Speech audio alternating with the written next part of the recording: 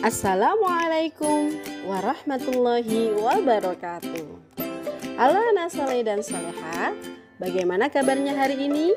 Alhamdulillah, luar biasa, Allahu Akbar. Kembali lagi belajar dengan Bu Guru di pembelajaran kelas 5, bab 5, semester 1, yaitu tentang Rasul Idolaku.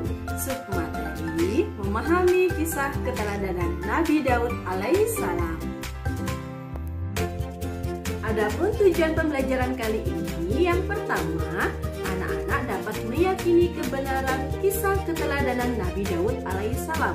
Yang kedua, anak-anak dapat menunjukkan sikap berani sebagai implementasi dari pemahaman kisah keteladanan Nabi Daud alaihissalam. Dan yang ketiga, anak-anak dapat meneladani kisah keteladanan Nabi Daud alaihissalam. Anak-anakku, agar kita lebih semangat dalam belajar, kita nyanyi terlebih dahulu ya. Bila kau ingin cerdas, yo belajar. Bila kau ingin pintar, yo belajar.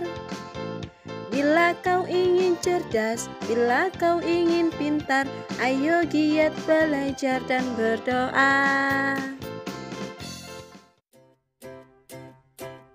Nah, anak-anak, sebelum memulai pembelajaran, kita membaca doa terlebih dahulu ya, agar materi yang kita pelajari hari ini mudah untuk anak-anak pahami, dan juga ilmu yang kita terima menjadi ilmu yang bermanfaat. Amin, amin, ya Rabbal Alamin. Berdoa dimulai. Bismillahirrahmanirrahim. Rabbi zidni ilma warzuqni fahma birahmatika ya arhamar rahimin.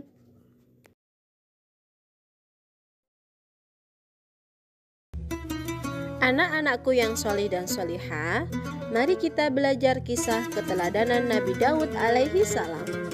Siapakah Nabi Daud itu? Nabi Daud alaihissalam adalah salah seorang nabi dari Bani Israel, yaitu dari Sibit Yehuda. Ia merupakan keturunan ke-13 dari Nabi Ibrahim alaihissalam. Nabi Daud juga terkenal memiliki suara yang paling lembut, bukan hanya memiliki suara merdu. Nabi Daud juga memiliki kelebihan lain yang membuat namanya dikenal sebagai sosok penakluk dan juga pemberani. Belum lagi tentang kisahnya yang mampu mengalahkan sosok kuat Raja Jalut. Nabi Daud alaihissalam hidup pada masa Raja Jalut yang kafir dan Raja Talut yang beriman. Selepas perginya sosok Nabi Musa alaihissalam dan juga Nabi Harun alaihissalam, manusia hidup seakan tanpa tuntunan seorang rasul. Belum lagi kala itu kaum Bani Israel terusir dari daerahnya sendiri dikarenakan telah mengingkari ajaran kitab Taurat. Setelah itu datanglah Nabi Daud alaihissalam yang diutus Allah Subhanahu wa taala sebagai penuntun Bani Israel agar dapat kembali ke jalan yang lurus. Saat mulai menginjak usia dewasa, Nabi Daud beserta kedua kakaknya turut berperang melawan pasukan dari Palestina yang dipimpin oleh Raja Jalut. Saat itu sebenarnya tentara Raja Talut tidak begitu banyak dibanding dengan pasukan Raja Jalut yang dikenal sebagai penindas. Raja Jalut dikisahkan memiliki tubuh yang sangat besar, layaknya seorang raksasa, dan siapapun pasukan dari Raja Talut pasti akan gemetaran ketika harus berhadapan dengannya. Namun, sebelum berperang, Raja Talut berdoa meminta pertolongan kepada Allah Subhanahu wa taala agar prajuritnya diberi kekuatan, dan akhirnya pasukan Jalut berhasil dikalahkan atau ditumbangkan. Ketika tiba waktu melawan sang raksasa, Raja Talut mengumumkan kepada pasukannya bahwa siapapun yang berani maju maka akan diangkat sebagai menantunya. Ketika Nabi Daud menawarkan diri, sang raja sebenarnya ragu. Namun setelah diyakinkan oleh Nabi Daud, barulah Raja Talut mengizinkannya. Ketika Nabi Daud maju, dengan sombongnya si raksasa merasa bahwa dirinya akan menang. dan saat berkali-kali akan menghunuskan pedangnya pada Nabi Daud alaihissalam. Ketika itu pula lah dia gagal. Sampai akhirnya Nabi Daud melemparkan peluru batu ketapel miliknya di antara kedua mata sang Raja Jalut, yang akhirnya membuat ia tumbang dengan dahi pecah. Semenjak itulah Nabi Daud alaihissalam dikenal sebagai pahlawan. Nabi Daud alaihissalam kemudian diangkat sebagai raja saat Raja Talut menghembuskan nafas terakhirnya. Nabi Daud alaihissalam juga memiliki suara yang mampu menggetarkan hati. Nabi Daud alaihissalam dikaruniai suara merdu yang tidak diberikan Allah kepada orang lain. Kemerduan suara Nabi Daud dapat membuat burung-burung serta binatang liar terlena saat mendengarkannya. Bahkan burung-burung itu pun turut bertasbih mengikuti Nabi Daud secara berulang-ulang. Selain itu, Nabi Daud alaihissalam juga dikenal memiliki ilmu yang sempurna dengan kebijaksanaan penuh dalam menyelesaikan masalah. Setelah diangkat menjadi raja, kemudian Allah mengangkatnya menjadi rasul dan memberikan karunia yang agung, yaitu kitab Zabur. Kitab Zabur adalah mukjizat bagi Nabi Daud alaihissalam, sebagaimana firman Allah dalam surat Al-Isra ayat 55. Bismillahirrahmanirrahim. Wa rabbuka a'lamu biman fis samawati wal ard.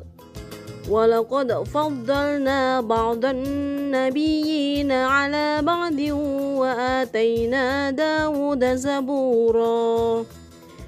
Yang artinya, dan Tuhanmu lebih mengetahui siapa yang ada di langit dan di bumi, dan sesungguhnya telah kami lebihkan sebagian nabi-nabi itu atas sebagian yang lain, dan kami berikan Zabur kepada Daud. Di antara mukjizat Nabi Daud alaihissalam adalah dapat melunakkan besi seperti lilin. Kemudian ia dapat mengubah-ubah bentuk besi itu tanpa memerlukan api atau peralatan apapun. Dari besi itu ia dapat membuat baju besi yang dikukuhkan dengan tenunan dari bulatan-bulatan rantai yang saling menjalin secara berkesinambungan. Jenis baju ini membuat pemakainya lebih bebas bergerak karena tidak kaku seperti baju besi biasa yang dibuat dari besi lembaran, sehingga para prajurit-prajurit Nabi Daud itu terlindungi dari serangan musuh Allah. Keistimewaan Nabi Daud alaihissalam lainnya yakni Nabi Daud alaihissalam adalah seorang nabi yang amat taat kepada Allah, mempunyai kekuatan di dalam beribadah, terutama sholat malam dan berpuasa separuh tahun, yaitu sehari berpuasa dan sehari berbuka, berselang-seling seterusnya, serta banyak beramal saleh. Nah, anak-anakku yang saleh dan saleha, pelajaran yang perlu dipetik dari kisah keteladanan Nabi Daud alaihissalam adalah yang pertama, Nabi Daud alaihissalam menerima kitab Zabur sebagai mukjizat dari Allah Subhanahu wa taala. Yang kedua, Nabi Daud alaihissalam gemar bertasbih kepada Allah sehingga gunung-gunung dan burung-burung pun ikut dan mengikuti tasbih Nabi Daud secara berulang-ulang. Yang ketiga, Nabi Daud alaihissalam menciptakan baju besi untuk prajurit-prajuritnya agar terlindungi dari serangan musuh. Yang keempat, Nabi Daud alaihissalam itu bersuara bagus sehingga ia sering bernyanyi melakukan isi kitab Zabur. Dan yang terakhir, Nabi Daud alaihissalam itu gemar berpuasa, puasa separuh tahun atau sehari berpuasa ataupun sehari berbuka, dan sering melaksanakan amal soleh. Lalu bagaimana cara kita meneladani Nabi Daud alaihissalam dalam kehidupan sehari-hari? Anak-anak bisa meneladani Nabi Daud alaihissalam dengan satu, yaitu gemar bertasbih. Kita harus mengingat selalu Allah dimanapun dan kapanpun kita berada dengan mengucap subhanallah walhamdulillah wala ilaha illallah wallahu akbar. Yang kedua, yaitu gemar membaca Al-Quran. Membaca Al-Quran dan belajar Al-Quran dimulai dari sejak dini ya, karena Al-Quran nanti akan memberikan syafaat bagi pengamalnya atau pembacanya. Yang ketiga, belajar berpuasa. Tentu anak-anak sudah belajar berpuasa di bulan Ramadan ya. Insya Allah semuanya pasti kuat sampai puasa maghrib. Yang keempat, kita harus berani membela yang benar, seperti Nabi Daud alaihissalam yang berani membela Raja Talut untuk melawan musuhnya Raja Jalut. Implementasi sikap berani di lingkungan sekolah dari pemahaman kisah keteladanan Nabi Daud alaihissalam adalah anak-anak berani tampil maju ke depan kelas dengan percaya diri. Anak-anakku yang salih dan salihah, setelah kalian melihat dan mendengar video pembelajaran kisah keteladanan Nabi Daud, ayo jawablah pertanyaan dari Bu Guru berikut ini. Yang pertama, Nabi Daud alaihissalam adalah keturunan dari Nabi. Yang kedua, Nabi Daud alaihissalam dapat mengalahkan Raja Jalut dengan cara. Yang ketiga, sebutkan perbedaan antara Raja Talut dan Raja Jalut. Yang keempat, sebutkan salah satu mujizat yang diberikan Allah kepada Nabi Daud alaihissalam.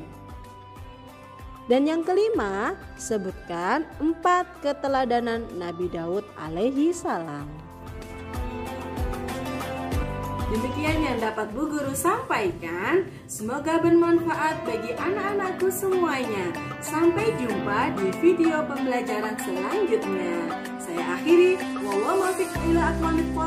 Wassalamualaikum warahmatullahi wabarakatuh.